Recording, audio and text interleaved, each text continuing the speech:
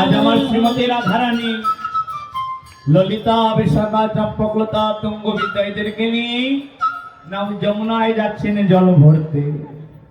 আর এদিক থেকে আরেক সখী বলছে, ও রাধে, রাধেশ্যাম, ও রাধে, জল আনতে যাস নে।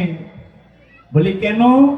না যদি তুই জল আনতে যাস আজকে, তাহলে না আমি দেখে এলাম কি না ওই যমুনার ঘাটে না ওই কৃষ্ণ কালো শশী দাঁড়িয়ে আছে। তাই সখী আজ কি বলছে শ্রীমতী রাধারানীকে, ও রাধে, তোমায় বারণে করি গো, তোমায় নিষেধ করি গো। বলি ও রাধিকে যাসনে যমুনা। ও রাধে, তোকে বারণ করছি, তুই আজ এত প্রেম হয়ে গেল নাকি? রাধেশ্যাম, রাধে রাধে, জয় রাধে।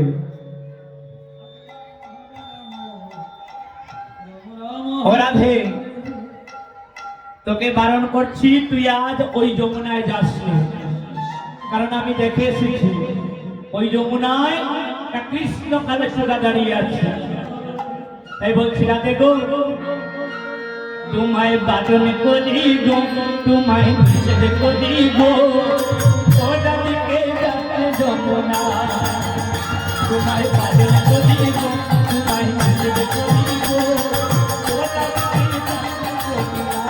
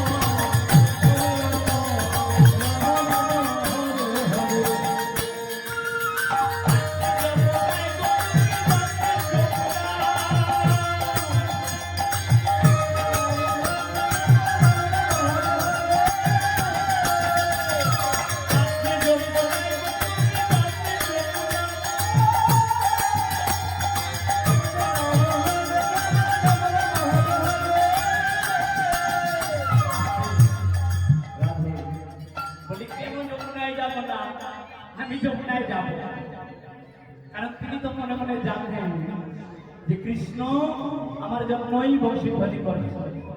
রাধারানী তো মনে মনে জানেন। তিনি বলছেন না আমি যাব। বলে কেন যাব না? সখী বলছে, ওরে সখী, কেন যাবি না? বলছি জানি,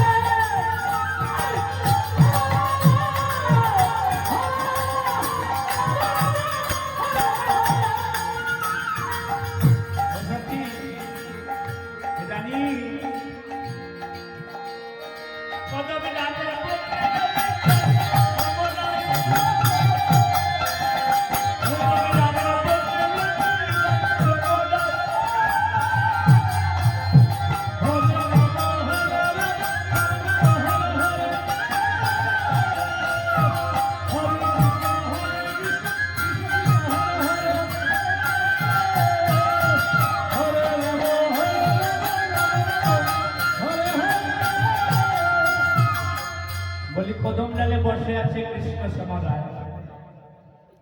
তো কদম ডালে কৃষ্ণ সমরায় বসে আছে, তো আমি কি করব? রাধেশ্যাম, বলি যদি শাশুড়ি ননদ দেখতে পায় তাহলে আজকে তোর খবর আসবে।